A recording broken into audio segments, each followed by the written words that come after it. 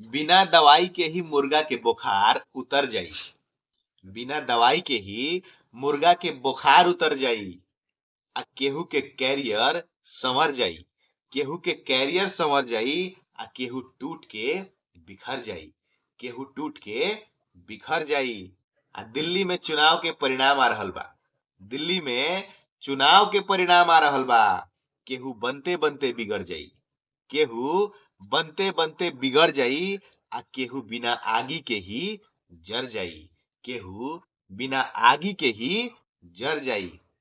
आ जितला पर ईवीएम से प्यार हो जाई। जितला पर ईवीएम से प्यार हो जाई। आ जे हार जाई ओकरा खातिर ई कबाड़ हो जाई। जे हार जाई ओकरा खातिर ई कबाड़ हो जाई। आ का जाने कहीं फ्री वाला योजना, हई फ्री वाला योजना के आस में जनता के बेड़ा पार हो जाई। आ काल से केहू के सरकार हो जाई।